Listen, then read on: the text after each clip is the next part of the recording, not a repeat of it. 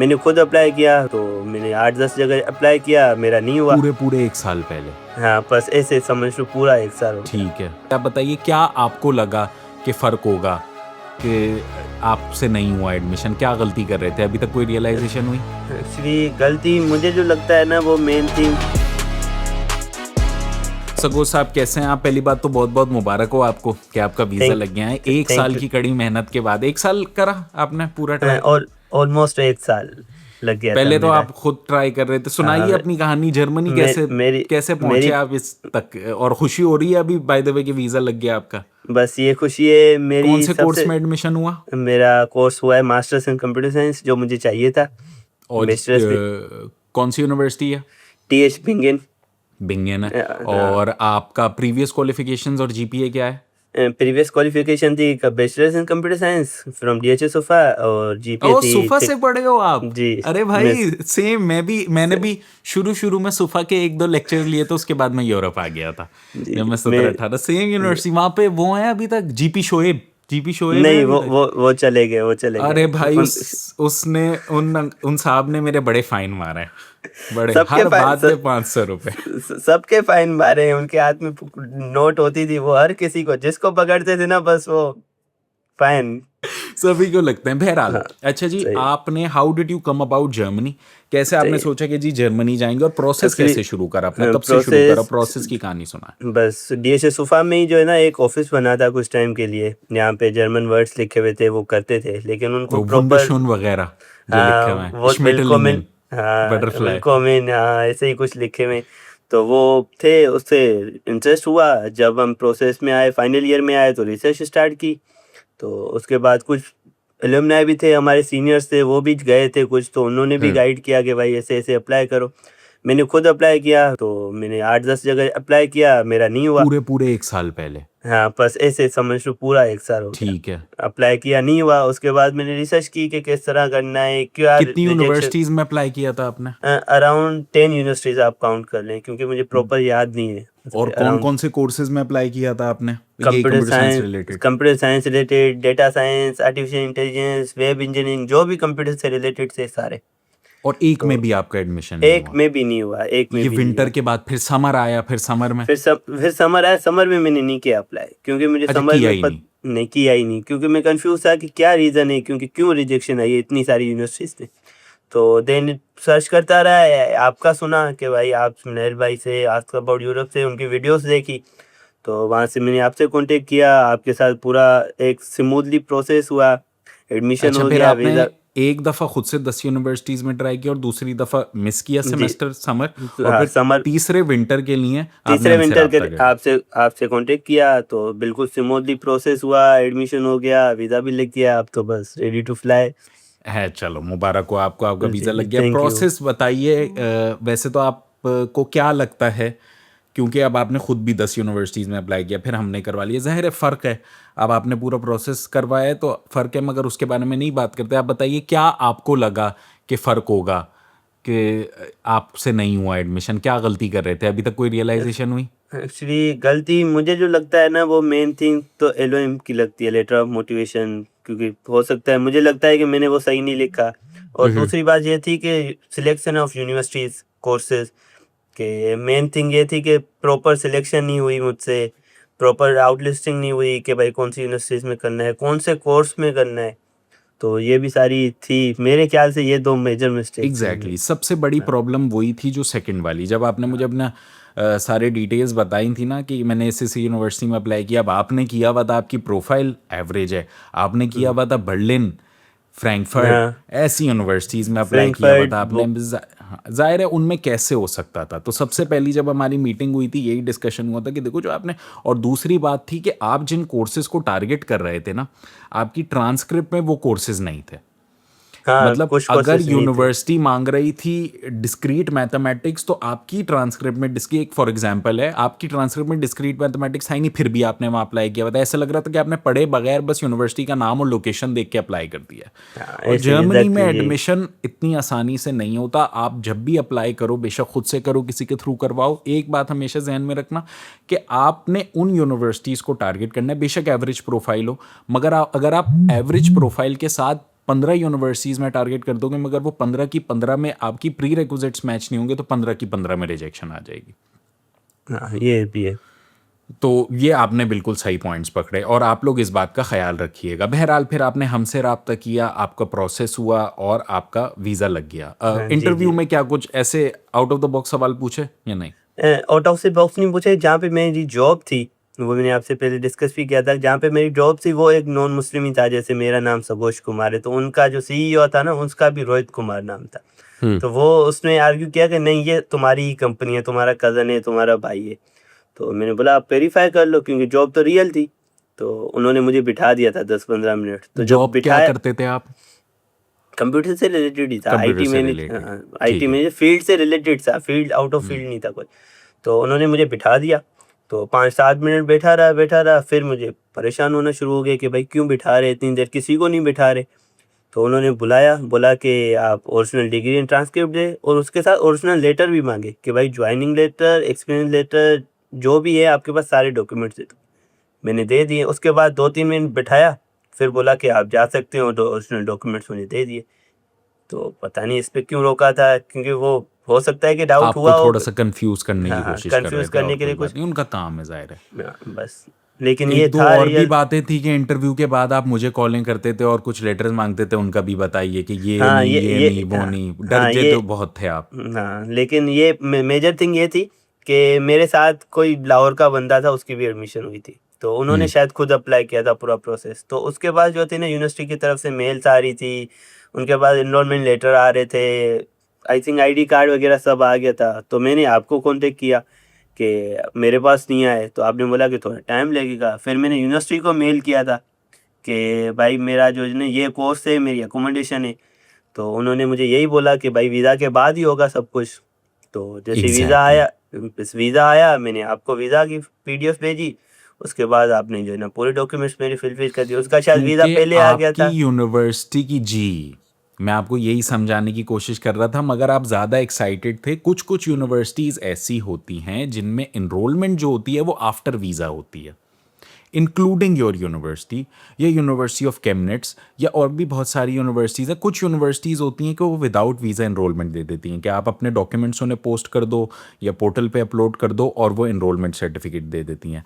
मगर कुछ यूनिवर्सिटीज़ ऐसी होती हैं जो जब तक वीज़ा आप उन्हें नहीं सबमिट कराते तब तक वो इनरोलमेंट लेटर नहीं देती। अब आप जब मुझे कॉल कर रहे थे आफ्टर योर इंटरव्यू कि जी मुझे तो इनरोलमेंट लेटर दें, मुझे तो इनरोलमेंट लेटर नहीं मिला, हालांकि एम्बेसी ज़रूर मांगती है एनरोलमेंट लेटर, और आपसे नहीं मांगा था क्योंकि आपकी इंटरव्यू की यही तैयारी करवाई थी कि आपका आफ्टर वीज़ा आएगा। फिर भी आप ना हाँ, परेशान हो रहे थे कि नहीं, उसको कैसे मिल गया, उसका वीज़ा पहले लग गया होगा, वीज़ा के हाँ, ये बगैर, क्योंकि आपको ये थोड़ा सा समझने में मुश्किल हो रही थी। मगर बस फिर जैसी, हाँ, वो बोलिए। मेरी मिसअंडरस्टैंडिंग हो गई थी, मिसअंडरस्टैंड कर दिया था कि भाई उसका क्यों आ गया, मेरा नहीं आ रहा। हाँ, तो उसका बस वीज़ा वो, लग गया होगा ना। हाँ, वीज़ा तो लग गया आप होगा लोग भी, इसकी वजह हाँ, इस बात का ख्याल रखिए, इंपॉर्टेंट पॉइंट है, क्योंकि कुछ यूनिवर्सिटीज़ ऐसी होती हैं जो आफ्टर वीज़ा ही इनरोलमेंट सर्टिफिकेट आपको भेजती हैं, सारा कुछ भेजती हैं ना। तो आप परेशान नहीं होना है। एम्बेसी में जब इंटरव्यू पे जाना है, इंटरव्यू वालों को बता देना है कि ये देखो मेरा ये एडमिशन लेटर है, इस पर लिखा हुआ है कि आफ्टर वीज़ा मेरी फाइनल इनरोलमेंट होएगी। तो एनरोलमेंट फाइनलाइज कुछ की होती है, एम्बेसी उस पर कुछ नहीं कहती। हाँ, ज़ाहिर है अगर पहले होनी है तो आपने पहले करवा लेनी है वो एनरोलमेंट, उसके बगैर फिर एम्बेसी आपको एंटरटेन नहीं करेगी। मगर अगर आपके एडमिशन लेटर पे जैसे आपके पे लिखा हुआ है कि आफ्टर वीज़ा ही इनरोलमेंट होगी, तो वो आफ्टर वीज़ा ही होगी इसका मतलब। और जैसे ही आपका वीज़ा आया, आपने अपलोड किया, वो फ़ौरन आपको 2 दिन में इनरोलमेंट का हाँ, यही सब है कुछ, एग्जैक्टली। लेटर वगैरह सब कुछ मिल गया, और हाँ, अब आप एग्जैक्ट बेफिक्र होकर जर्मनी जा सकते हैं। ठीक है, ये जी। कोई और इंपॉर्टेंट बात है जो स्टूडेंट्स को पता होनी चाहिए while processing their application? While processing सबसे मेन बात तो यही है कि सिलेक्शन, यूनिवर्सिटीज़ की शॉर्ट सिलेक्शन सबसे मेन जो मैंने गलती की थी, सबसे यही है कि इस बात पे ध्यान दें कि आपका प्रोफाइल जहाँ पे मैच हो रहा है एग्जैक्टली वहाँ पे ही अप्लाई करें, वरना मेरी तरह 1 साल वेस्ट हो जाएगा उनका भी। सही। और अगर प्रोसेस करवाना है तो किसी प्रोफेशनल बंदे से कराएं, जैसे कि आप पूरा स्मूथली प्रोसेस हुआ, किसी बात की टेंशन नहीं थी। मेरी कोई एक्साइटमेंट की वजह से मैंने खुद को प्रेशराइज कर दिया था बीच में कि भाई मेरे पास लेटर नहीं आ रहे, मेरे पास लेटर नहीं आ रहे होगा। अच्छा, अब मुझे ये बताइए, जर्मनी जाकर क्या प्लान्स हैं आपके? ये तो सारा हो एक गया, पाकिस्तान की कहानी ख़त्म, अब जर्मनी जा रहे हैं आप। आपको जर्मनी बहुत जाने इंटरेस्ट था, पब्लिक यूनिवर्सिटी में एडमिशन हुआ, अभी कोई फ़ी नहीं है, सिर्फ ब्लॉक अकाउंट खुलवाया, आप रवाना हो रहे हैं अब ना। अब बताइए क्या है प्लान जर्मनी जाने के बाद के? प्लान, सबसे मेजर प्लान तो यही है कि मास्टर्स कंप्लीट करना है। उसके बाद कुछ एक्सपीरियंस लेकर फिर वापस आना है, यहीं पे पाकिस्तान में ही कंट्रीब्यूट करना है। अच्छा, वापस पाकिस्तान आओगे? जी आऊँगा इंशाल्लाह, मैं वापस ही आऊँगा। बोलते सब हैं वैसे, आते हाँ, बहुत कम ही लोग। बस आ जाऊँगा मैं। चलो, फैमिली सपोर्ट, आए। फैमिली के लिए आना पड़ेगा मुझे। आप अलोन चाइल्ड हो? जी, मैं अलोन, बस बेटा अकेला ही हूँ, मेरी भी सिस्टर्स हैं, मेरा ब्रदर नहीं है, तो अच्छा, जब इसकी भी वजह से। आपके फिर आपके आपकी तो वालदा बड़ी अपसेट होंगी कि नहीं जा रहा है। नहीं, वो छोड़ ही नहीं रही भाई, मैंने बताया भी नहीं था उनको, वीज़ा तक नहीं बताया था, वीज़ा के बाद ही पता चला। तो प्रोसेस कैसे किया? बस प्रोसेस कर, क्योंकि पहले भी प्रोसेस किया था मैंने ऑस्ट्रेलिया का, तो उन्होंने जो है ना वीज़ा के टाइम पे रोक दिया था कि भाई नहीं जाना, वीज़ा अप्लाई नहीं करना। तो तो पैसे कहाँ इसके से आए इतने सारे प्रोसेस करने के? वो तो फादर ने दे दिए, अच्छा, फादर को तो फादर पता, सपोर्टिव थे। फादर सपोर्टिव थे, उन्होंने तो बता दिया, लेकिन मदर भाई नहीं छोड़ती। अब जो वो वीजा बोलते लग गया, अब क्या कहती हैं वो? बस अब बोलती हैं अब चले जाओ, बस उनको यही है कि मास्टर्स करके वापस आना है, फिर बैठना नहीं है वहाँ पे। चलो, तो आई बस होप सो कि आप उनकी तीमारदारी करने के लिए वापस बस आए, उनको बस सपोर्ट करने के लिए। नहीं, मदर जी जी। सारी वालदाएं ऐसी होती हैं भाई, मेरी भी ऐसी हैं। हाँ, और बस कोई रीजन जो आपको लगता है जिसकी वजह से एडमिशन नहीं आया? मेरे ख्याल से यही रीजन है, मेरे अच्छा माइंड में जी, अभी मैं कोई ऐसा एक दो रीजन नहीं रीजंस आया। आप लोगों को और बता दूं।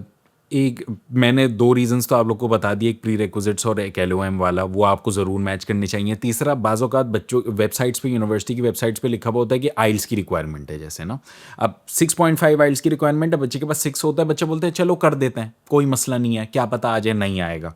बहुत बहुत मुश्किल है, 1000 में से शायद एक बच्चे का आ जाए कि अगर उसके पास और सपोर्टिंग डॉक्यूमेंट CPL वगैरह हो, मगर नहीं आता। दूसरी बात, तो आप अपने यूनिवर्सिटी की पहले ठीक से रिक्वायरमेंट्स पढ़ें। DART.DE एक वेबसाइट है, आप अप्लाई करने का थोड़ा सा प्रोसेस बताओगे, क्योंकि 10 दफ़ा आप अप्लाई कर चुके हो, बताइए कैसे मैं अप्लाई होता है। हाँ। बस यही DART.DSP जैसे आपने वेबसाइट बताया, उस पर रिसर्च करनी है कि कौन कौन सी यूनिवर्सिटी से कौन कौन से कोर्सेज थे, उनकी रिक्वायरमेंट देखनी है।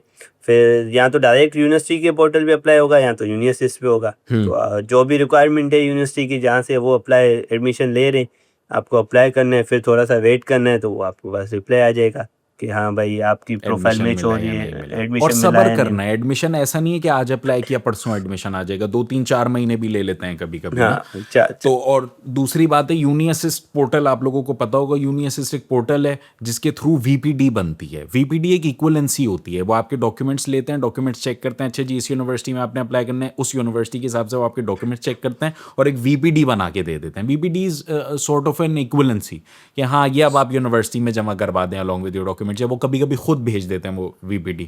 और बाज़ औक़ात कैंपस पोर्टल्स के थ्रू अप्लाई हो जाता है, यूनिवर्सिटी की डायरेक्ट यूनिवर्सिटीज़ के पोर्टल्स होते हैं, उस पर भी अप्लाई हो सकता है, तो वो आपको DART.DE पे नज़र आ जाएगा और फिर आप अप्लाई कर सकते हैं, एप्लीकेशन फ़ी वगैरह भर के जो भी है। कभी कभी डॉक्यूमेंट्स भी पोस्ट करने पड़ते हैं, कुछ यूनिवर्सिटीज़ के लिए नोटराइज करवाने पड़ते हैं डॉक्यूमेंट्स। तो हर यूनिवर्सिटी का अलग हिसाब किताब होता है, जो आपको या तो यूनिवर्सिटी की वेबसाइट से या DART.DE पे थोड़ी जनरल स्पेसिफिकेशंस होती हैं। तो आप बेहतर रहेगा जब आपको कोई यूनिवर्सिटी के कोर्सेज मिल गए तो आप उस यूनिवर्सिटी की वेबसाइट पे भी जाके अपने कोर्सेज देखें कि क्या क्या इनकी रिक्वायरमेंट है, और फिर उस हिसाब से आप अप्लाई करें। आपकी अच्छा, एक और भी इम्पॉर्टेंट पॉइंट है, कभी कभी यूनिवर्सिटी मतलब यूनिवर्सिटी की वेबसाइट पे लिखा हुआ होता है कि ना आपकी अगर 2.5 सपोज करो GP है, तो आप अप्लाई कर सकते हो। याद रहे वो लिखा हुआ है अप्लाई कर सकते हो, इसका मतलब ये नहीं है कि वो एडमिशन दे देंगे। पाकिस्तान में जैसे NED यूनिवर्सिटी है कराची में, अब नहीं। वहाँ एंट्रेंस एग्जाम तो 50% वाला बच्चा भी दे देता है, मगर कितने 50% वाले बच्चों को एडमिशन होगा? एक का भी नहीं, शायद एक नहीं। का हो जाए जो सोर्स लगा ले, मगर वैसे तो नहीं होता एडमिशन ना, होते सारे 80% वाले हैं। तो वैसे ही आप लोग बड़ी बड़ी यूनिवर्सिटी, कभी भी शहर टारगेट नहीं करना है, यूनिवर्सिटी टारगेट करनी है, अपना कोर्स टारगेट करना है, ठीक है। यूनिवर्सिटी भी सेकंड पे आती है, सबसे पहले अपना कोर्स, आपकी कोर्स की रिक्वायरमेंट मैच कर रही है, चलो प्री रिक्विजिट्स मैच कर रहे हैं, आपकी प्रोफाइल वो लोग एक्सेप्ट कर रहे हैं। बहुत ज़्यादा अगर बड़ी यूनिवर्सिटी होगी ना, जैसे फ्रैंकफर्ट पे अगर वो बोलें कि आप 2.5 की BPD आपकी या 2.5 GPA सपोज करो, उस पर आप अप्लाई कर सकते हो। इसका मतलब ये नहीं है कि आपका एडमिशन, आप यू कैन ट्राई, बट बहुत कम चांस होता है, इसलिए ज़्यादा से ज़्यादा यूनिवर्सिटीज़ में अप्लाई करने की कोशिश करना। ये एक और इंपॉर्टेंट बात थी जो मैं आपको बता दूँ, वरना आप मुझसे रब्ता कर सकते हैं एक सेमेस्टर हार मानने के बाद, सगोश की तरह है सगोश। हाँ, एक साल, एक सेमेस्टर नहीं, एक एक साल साल, पूरा। तो बीच का सेमेस्टर वेस्ट क्यों कर दिया?